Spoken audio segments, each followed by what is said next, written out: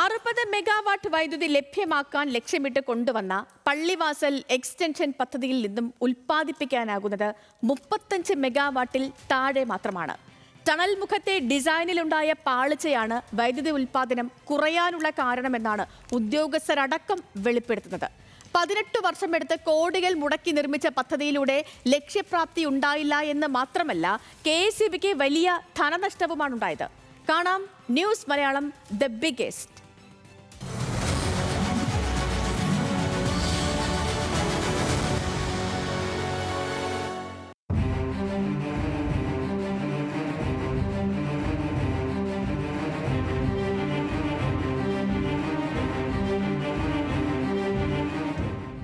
ഏഷ്യയിലെ തന്നെ ആദ്യ ജലവൈദ്യുത പദ്ധതികളിൽ ഒന്നാണ് 85 വർഷം പഴക്കമുള്ള പള്ളിവാസൽ പദ്ധതി. മൂന്നാറിലെ ഹെഡ് വർക്കേഴ്സ് ഡാം കവിഞ്ഞൊഴുകുന്ന ജലം ഉപയോഗിച്ച് വൈദ്യുതി ഉൽപ്പാദിപ്പിക്കാനായാണ് പള്ളിവാസൽ എക്സ്റ്റൻഷൻ പദ്ധതിക്ക് രൂപം നൽകിയത്. മൂന്നാർ മുതിരപ്പുഴയിൽ നിന്നുള്ള വെള്ളം നേരിട്ട് കടത്തിവിട്ട് 60 മെഗാവാട്ട് വൈദ്യുതി ഉൽപ്പാദിപ്പിക്കുകയായിരുന്നു ലക്ഷ്യം. പുഴയിലെ വെള്ളം നേരിട്ട് കടത്തിവിടുന്ന രീതിയിലാണ് ടണൽ തയ്യാറാക്കിയതും. എന്നാൽ പുഴയിൽ മാലിന്യമടിഞ്ഞ് വെള്ളം പൂർണ്ണ ശക്തിയിൽ പെൻസ്റ്റോക്ക് പൈപ്പിലേക്ക് എത്തുന്നില്ല.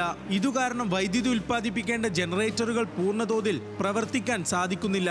മാലിന്യമടിയാനുള്ള സാധ്യത മുൻകൂട്ടി കണ്ട് 500 മീറ്റർ റിവേഴ്സ് ഫ്ലോയ്ക്കുള്ള സംവിധാനം കൂടി ടണലിൽ ഉൾപ്പെടുത്തിയിരുന്നെങ്കിലും ലക്ഷ്യമിട്ട 60 മെഗാവാട്ട് വൈദ്യുതി ഉൽപ്പാദിപ്പിക്കാമായിരുന്നു എന്നാണ് വിദഗ്ധർ പറയുന്നത്. നിലവിൽ 35 മെഗാവാട്ടിൽ താഴെ വൈദ്യുതി മാത്രമാണ് ഇവിടെ ഉൽപ്പാദിപ്പിക്കാനാകുന്നത്. പള്ളിവാസൽ എക്സ്റ്റൻഷൻ സ്കീമിലെ പ്രധാന പെൻസ്റ്റോക്കിൽ നിന്ന് 1.6 മീറ്റർ വ്യാസമുള്ള ഒരു ബ്രാഞ്ച് പൈപ്പ് എടുത്ത് അത് വേണം 37.5 മെഗാവാട്ടിൽ പ്രവർത്തിക്കുന്ന 6 മെഷീനുകളിലേക്കും ഹൂക്കപ്പ് ചെയ്യാൻ. 60 മെഗാവാട്ടിൻ്റെ പള്ളിവാസൽ എക്സ്റ്റൻഷൻ സ്കീമും പൂർണ്ണമായ രീതിയിൽ പ്രവർത്തിക്കുന്നില്ല. അതോടൊപ്പം 37.5 മെഗാവാട്ടിൻ്റെ കേരളത്തിലെ ആദ്യത്തെ പവർ ഹൗസ് ഈ കൊടിയ വേനൽക്കാലത്ത് മാക്സിമം പണം കൊടുത്തുകൊണ്ട് പുറമേ നിന്ന് കറണ്ട് വാങ്ങിച്ചിവിടെ വിതരണം ചെയ്തുകൊണ്ടിരിക്കുന്ന ഈ സന്ദർഭത്തിൽ പൂർണ്ണമായും അടച്ചിടേണ്ടി വന്നിരിക്കുകയാണ്. മഴക്കാലമായാൽ പുഴയിലെ മാലിന്യത്തിന്റെ അളവ് വർദ്ധിക്കുന്നതോടൊപ്പം തടികളും മരങ്ങളും ടണൽ മുഖത്ത് വന്നടിയും. ഇത്തരത്തിൽ തടികളടക്കം വന്നടിഞ്ഞാൽ വെള്ളത്തിന്റെ ഒഴുക്ക് കുറയുകയും വൈദ്യുതി ഉൽപാദനം ഗണ്യമായി കുറയാനുള്ള സാധ്യത ഏറെയാണ്. ഈ KSEBിയിലെ സിവിൽ വിഭാഗം കേരളത്തിലെ പൊതുജനങ്ങളുടെ ദൃഷ്ടിയിൽ നിന്ന് മറച്ചു വെച്ചിരിക്കുന്നത് പള്ളിവാസൽ എക്സ്റ്റൻഷൻ സ്കീമിൽ പവർ ഉൽപ്പാദിപ്പിച്ചതിന് ശേഷം ആ വെള്ളം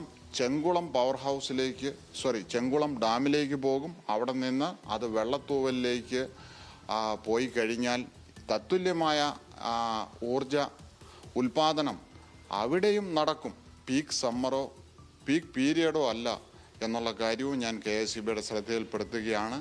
പ്ലാന്റ് ഷട്ട് ഡൗണുകൾ ചെയ്യേണ്ടത് ഈ പീക്ക് സമ്മറിൽ നിന്നും മാറ്റി മറ്റ് അവന്യൂസ് എക്സ്പ്ലോർ ചെയ്യണം. 2006 LDF സർക്കാരിന്റെ കാലത്താണ് എക്സ്റ്റൻഷൻ പദ്ധതി നിർമ്മാണം പൂർത്തിയാകുന്നത്. 2006 ഡിസംബർ 26 അന്നത്തെ വൈദ്യുതി മന്ത്രിയായിരുന്ന AK ബാലനാണ് പദ്ധതി ഉദ്ഘാടനം ചെയ്തത്. 268.01 കോടി രൂപ നിർമ്മാണ ചെലവ് പ്രതീക്ഷിച്ച നിർമ്മാണം ആരംഭിച്ച പദ്ധതിക്ക് ഇതുവരെ മുടക്കിയത് 600 കോടിയിലേറെ രൂപയാണ്. ടണൽ മുഖത്തെ ഡിസൈനിന്റെ പാളിച്ച പരിഹരിക്കാൻ ഇനിയും 50 കോടിയുടെ നിർമ്മാണം വേണ്ടിവരും. പുതിയ പെൻസ്റ്റോക്കുമായി ബന്ധിപ്പിച്ച് പഴയ പള്ളിവാസൽ പവർ ഹൗസിന്റെ ശേഷി കൂട്ടാനുള്ള പദ്ധതിയും ഇതോടെ നിർത്തിവെച്ച അവസ്ഥയിലാണ്. 2010 തുടക്കം കുറിച്ച കുറ്റ്യാടി അഡീഷണൽ എക്സ്റ്റൻഷന് ശേഷം സംസ്ഥാനത്ത് കമ്മീഷനിങ്ങിന് തയ്യാറായ ഏറ്റവും വലിയ പദ്ധതിയാണ് പള്ളിവാസൽ എക്സ്റ്റൻഷൻ.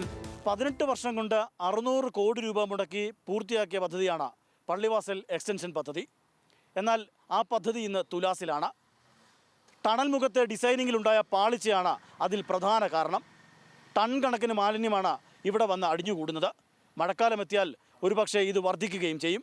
അങ്ങനെയെങ്കിൽ ഈ പദ്ധതി തന്നെ ഉപേക്ഷിക്കേണ്ട സാഹചര്യമുണ്ടാകും. സനൽ ഇളമ്പച്ചിക്കൊപ്പം Alvin Thomas, news Malayalam, Idukki.